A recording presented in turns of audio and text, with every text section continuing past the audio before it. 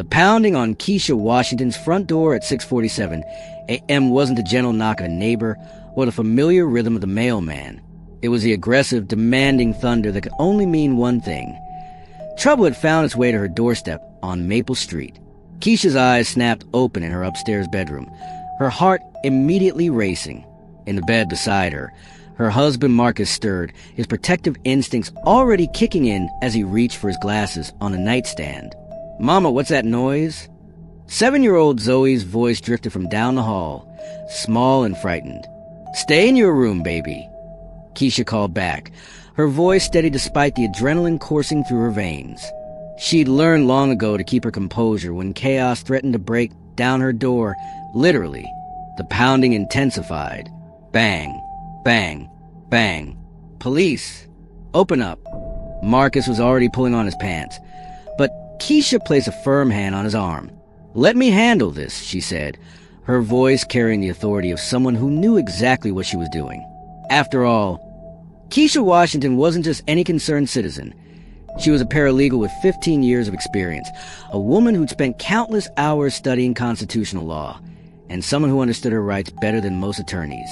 She pulled on her robe and slippers, taking a moment to center herself. This wasn't her first rodeo with overzealous law enforcement, and it certainly wouldn't be her last. But every encounter was a chance to stand her ground and protect not just her family, but the principles that held their democracy together. Downstairs, Keisha could see the silhouettes of multiple officers through the frosted glass of her front door. She counted at least 4 figures, maybe more. Her neighbor, Mrs. Chun, was already peering through her curtains from across the street, no doubt wondering what kind of drama was unfolding in the usually quiet neighborhood.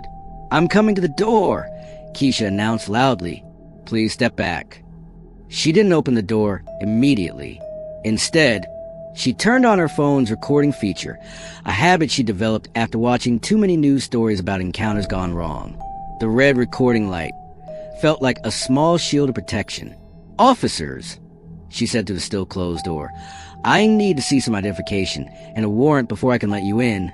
"Ma'am, we need you to open this door right now," came the gruff response. The voice belonged to Officer Bradley, though Keisha didn't know his name yet. What she could tell from his tone was that he was used to getting his way through intimidation rather than proper procedure. "I understand you have a job to do," Keisha replied, her voice remaining calm and professional. "But I also have rights, and I'm exercising them. Please show me your search warrant." The silence that followed was telling. Keisha could hear muffled conversations on the other side of the door, the kind of hurried, uncomfortable whispers that happen when people realize they might not have done their homework properly. Finally, a different voice spoke up. This one belonged to Officer Martinez, who at least had the decency to sound slightly embarrassed. "Ma'am, we're investigating a domestic disturbance call from this address." Keisha's eyebrows rose. A domestic disturbance? At this address? She couldn't help but let a note of incredulity creep into her voice. "Officers, I think there's been some kind of mistake. There's been no domestic disturbance here. My husband is upstairs getting dressed, my daughter is in her room, and I'm speaking to you calmly through this door. Does this sound like a domestic disturbance to you?" More shuffling and whispering from outside. Marcus had appeared at the top of the stairs, fully dressed now, holding their daughter's hand. Zoe clutched her favorite stuffed elephant, her big brown eyes wide with concern. Keisha gave them both a reassuring nod. "Officers," she continued, "I'm going to need to see some identification to the window, and I'll need to verify this supposed domestic disturbance call. Because right now, what this looks like is a case of wrong address, wrong information, or both. Ma'am, we don't need a warrant for a domestic disturbance call." Officer Bradley's voice had taken on a more aggressive tone. "We have probable cause to enter this residence." This was where Keisha's legal knowledge became invaluable. She'd seen this movie before. Officers stretching the definition of probable cause like taffy, hoping citizens would know better.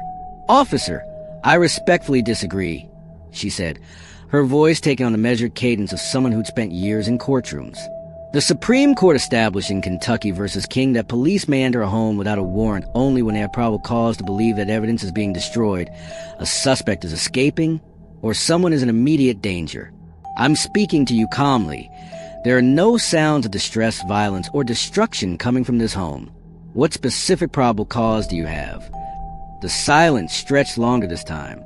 Keisha could almost hear the officers looking at each other, probably wondering how this routine call had suddenly turned into a constitutional law seminar. Officer Martinez tried a different approach. Ma'am, if you just let us and take a quick look around, we can clear this up quickly and be on our way. I appreciate that, officer, but I'm not going to consent to a search of my home without a warrant. That's my Fourth Amendment right, and I'm exercising it. By now, more neighbors had emerged. Mr. Johnson from next door was standing on his porch, coffee mug in hand. The Thompson family from down the street had paused their morning jog to watch the proceedings. Keisha was acutely aware that this moment was about more than just her family. It was about showing her community that they didn't have to surrender their rights out of fear or intimidation. Ma'am, Officer Bradley's voice was becoming more frustrated. We're trying to be reasonable here. And I appreciate that, Keisha responded, but reasonable goes both ways. I'm being completely reasonable by asking you to follow proper legal procedure. Now, can you please show me the documentation for this domestic disturbance call? What time was it placed? What was the nature of the complaint? Who made the call? The questions hung in the air like smoke. Keisha knew she was putting the officers on the spot, but that was exactly the point. Too often, law enforcement relied on citizens' ignorance of their own rights. But Keisha Washington was not ignorant, and she wasn't about to let anyone forget it. Finally, she heard the sound of car door slamming, followed by new footsteps approaching her door. A new voice joined the conversation. Older, more measured, with the tone of someone who actually understood the legal landscape they were navigating. Ma'am, this is Sergeant Williams. I apologize for confusion this morning. We're going to need to verify some information about this call. Would you be willing to speak with me through the door while my officers confirm the details? Now, they were getting somewhere. Keisha recognized the shift in tone, from aggressive posturing to actual professional communication. Sergeant Williams, I appreciate your more reasonable approach. I'm happy to speak with you. But I want to be clear that I'm recording this conversation for everyone's protection, and I'm not consenting to any search of my property without a properly executed warrant. That's completely within your rights, ma'am. Can I ask your name? Keisha Washington. This is my home, where I live with my husband Marcus and our 7-year-old daughter Zoe. We've lived here for 8 years, and we've never had any issues with law enforcement. Mrs. Washington, I'm looking at the call log now, and I think there may have been an error in the address. The call came in about a domestic disturbance at 1247 Maple Street, but you're at 1274 Maple Street. Keisha finished. So you have the right street, but the wrong house number. The embarrassment in Sergeant Williams' voice was palpable. Yes, ma'am. That appears to be the case. I sincerely apologize for this error and for disturbing your family this morning. But Keisha wasn't done. This was a teachable moment, and she intended to use it. Sergeant Williams, I appreciate your apology, but I need to address something important here. Your officers demanded entry to my home without a warrant, without proper probable cause, and when I exercised my constitutional rights, I was met with intimidation and aggression. This is exactly the kind of situation that erodes trust between law enforcement and the communities you serve. She could hear some grumbling from the other officers, but Sergeant Williams seemed to understand the gravity of what she was saying. You're absolutely right, Mrs. Washington, and I apologize for my officer's approach. This should have been handled differently from the beginning. I'm glad you understand that, Sergeant, but I want to make sure this is a learning experience, not just an apology. How are you going to ensure that this doesn't happen to my neighbors? What about families who might not know their rights as well as I do? What about people who might be intimidated into giving up their constitutional protections? Marcus had quietly come downstairs during this exchange, and now stood behind Keisha with his hand supportively on her shoulder. He'd been married to this woman for 12 years, and he never stopped being amazed by her ability to stand up for what was right, even in the most stressful situations. Mrs. Washington, Sergeant Williams continued, you're raising important points that I think we need to discuss. Would you be willing to speak with me face to face? I'd like to make sure we handle this properly going forward. Keisha considered this for a moment. She could see through the window that the aggressive posturing had stopped. The officers were standing at a respectful distance, and Sergeant Williams appeared to be genuinely interested in making this right. "I'll speak with you, Sergeant Williams, but I want to establish some ground rules. First, this conversation is being recorded. Second, I'm not inviting anyone into my home. We can speak on my front porch. Third, I want your commitment that you will use this as a training opportunity for your officers about proper procedure and citizens' rights." "Those terms are completely acceptable, Mrs. Washington." Keisha unlocked her front door but left the chain latch engaged, opening it just enough to see Sergeant Williams clearly. He was an older black man, probably in his 50s, with kind eyes and the bearing of someone who'd learned through experience rather than just training manuals. "Sergeant Williams, I can see you understand the seriousness of the situation, but I need you to understand something else. I'm not just speaking for myself here. I'm speaking for every family in this neighborhood who might not have the legal knowledge to protect themselves. I'm speaking for every parent who might be too intimidated to stand up to police officers, even when those officers are in the wrong." She stepped out onto her porch, pulling her robe tighter against the morning chill. Marcus followed, positioning himself supportively beside his wife. "Ma'am, I hear you loud and clear," Sergeant Williams said. "And you're right. This situation should never have escalated the way it did. We had the wrong address, no warrant, no probable cause, and instead of acknowledging that immediately, my officers tried to pressure you into giving up your rights." "Exactly. And that's a problem that goes way beyond this one incident. How many families in this community have been subjected to illegal searches because they didn't know they could say no? How many people have been intimidated into surrendering their Fourth Amendment protections?" Officer Bradley, who had been quiet during this exchange, finally spoke up. "Look, lady, we're just trying to do our jobs here." Keisha turned to face him directly. "Officer, I appreciate that you have a difficult job, but doing your job correctly means respecting the constitutional rights of the citizens you serve. It means following proper procedure. It means having the right address before you start pounding on someone's door at 6:47 in the morning." "We don't always have perfect information," Bradley responded, his tone still defensive. "Then that's all the more reason to proceed carefully and legally," Keisha shot back. "When you don't have perfect information, you don't get to violate people's rights to make up for it. You get a warrant. You verify your information. You follow the law." Sergeant Williams held up a hand. "Officer Bradley, Mrs. Washington is absolutely correct. This is exactly the kind of situation we need to handle better." He turned back to Keisha. "Mrs. Washington, I want to make you an offer. Our department has been working on improving community relations and constitutional training for our officers. Would you be willing to come speak to our department about this experience? Help us train our officers on how to properly handle situations like this?" Keisha looked at Marcus, who nodded encouragingly. This was bigger than just their family now. This was an opportunity to make a real difference. "I'd be willing to do that, Sergeant Williams, but I have conditions. I want to see your department's current policies on warrant requirements and probable cause. I want to know what training officers receive on constitutional rights. And I want a commitment that officers who violate these procedures will face real consequences. Those are reasonable requests, Mrs. Washington. I can't make all those decisions myself, but I can guarantee that your concerns will be heard at the highest levels of our department." By now, little Zoe had appeared in the doorway, still clutching her stuffed elephant. She looked up at her mother with wide, curious eyes. "Mama, why are the police here?" Keisha knelt down to her daughter's level. "Baby, the police officers made a mistake and came to our house instead of where they were supposed to go. But we had a good talk, and now they understand that everyone needs to follow the rules, even police officers." She stood up and addressed the assembled officers. "Gentlemen, I hope you understand that this isn't about being anti-police.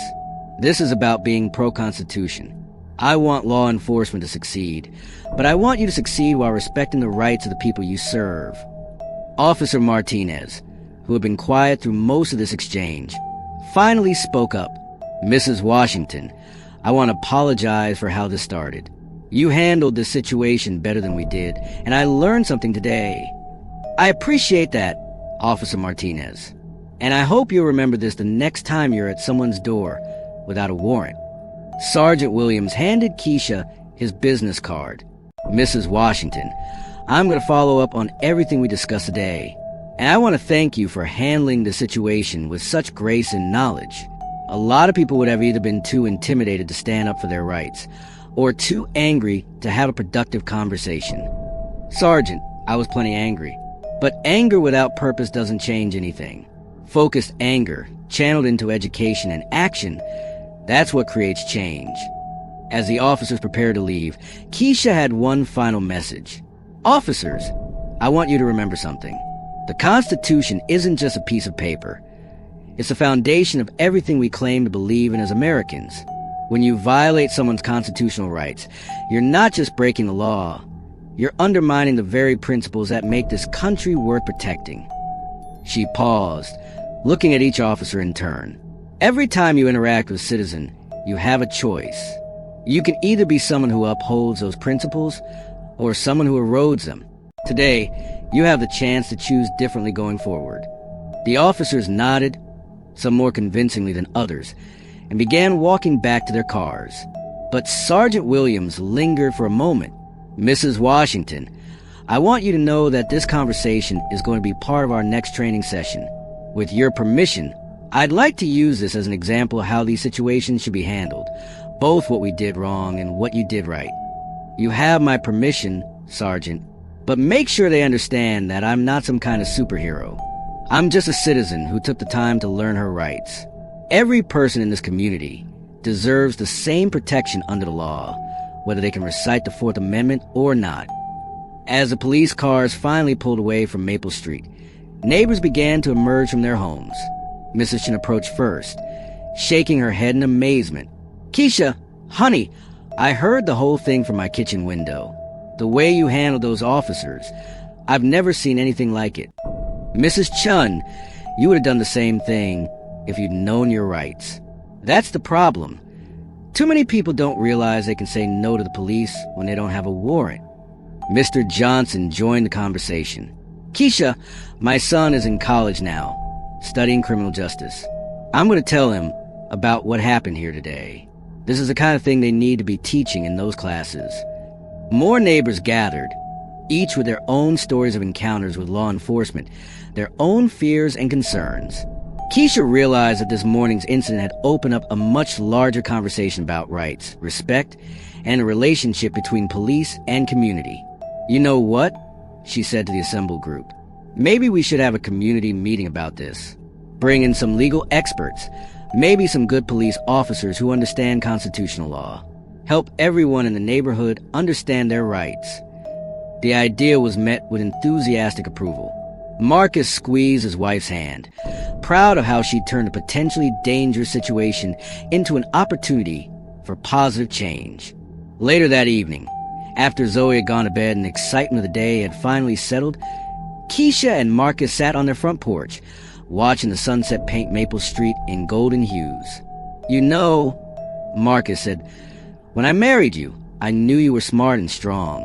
But watching you this morning, the way you stood up for not just our family, but for everyone in this community who might not be able to stand up for themselves, I fell in love with you all over again. Keisha smiled, leaning into her husband's embrace. I was scared, Marcus. The whole time, I was terrified. But being scared doesn't mean you don't do what's right. It just means you do what's right while being scared. Do you think it will make a difference? What happened today? Maybe. Maybe not. But if we don't try, if we don't speak up when our rights are violated, then we're guaranteed that nothing will change. At least now there's a chance. As the stars began to appear in the darkening sky, Keisha thought about her daughter, sleeping peacefully upstairs. She thought about the kind of world she wanted Zoe to grow up in, a world where knowing your rights wasn't a luxury, but a basic part of citizenship, a world where law enforcement and communities work together, built on mutual respect and understanding of the law. The battle wasn't over. It might never be over. But today, on Maple Street, one black woman had stood her ground, educated some police officers, and reminded everyone watching that the Constitution belongs to all of us. And sometimes that's how change begins. One conversation, one stand, one moment of courage at a time. The next morning, Sergeant Williams called to follow up on their conversation. The community meeting was scheduled for the following month. Officer Martinez had requested additional training on constitutional law, and the department was reviewing its policies on warrant requirements and probable cause. It wasn't everything, but it was a start. And for Keisha Washington, a start was enough to build on. After all, she'd learned long ago that you don't change the world all at once. You change it one conversation, one stand, one moment of principled courage at a time. And on that quiet Tuesday morning on Maple Street, that's exactly what she'd done. Inspired by Keisha's courage? Subscribe to One Love Stories for more powerful community stories. Hit the bell for notifications. Comment your thoughts below. One Love Stories. Every voice matters.